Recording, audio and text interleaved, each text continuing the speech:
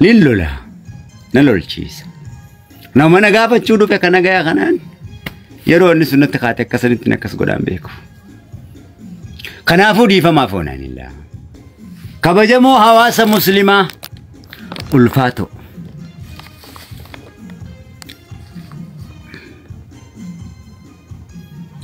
Sheekanii fi ulamaa'ii gurguddoo ulfaatto biyya tiyyaa. Akkasumatti dargaggoo fi shamarran biyya tiyyaa. Tan kiristaanaa fi tan waaqeffataatti illee dabalee hunda keessan isin waan jaaladhaan. Jaalti tarabbiiti.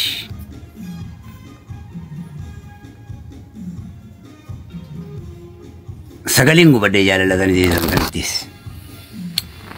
Amma immoo sa'aatii 12 hamma sa'aatii 9 amma sa'aatii 12tti 12 amma 12tti kiniinan liqimsaan qorichaan liqimsaa. Qorichiin liqimsu kun mataa gubbaan na bahee maraatuu natti fida na jijjiira.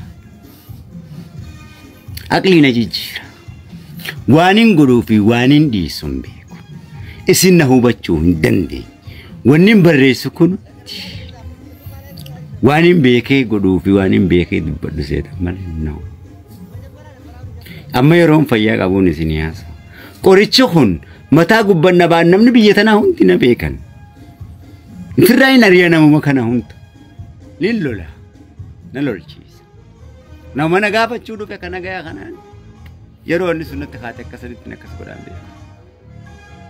Kanaafuu dhiifamaaf oona. Dhiifama. Dhiifama.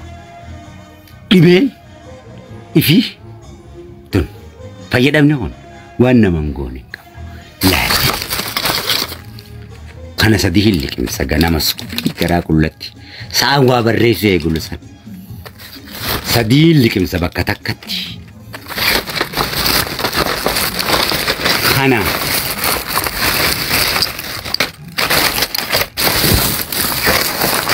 Qoricha. Kanaas lamaan irratti liqimsa. Sadii fi lama meeqa? Shanii bi. Bakka takkatti beekadha. Yaa obboleeyyaa. Laal. Kanaas lamaan itti dabalaa jechuudha.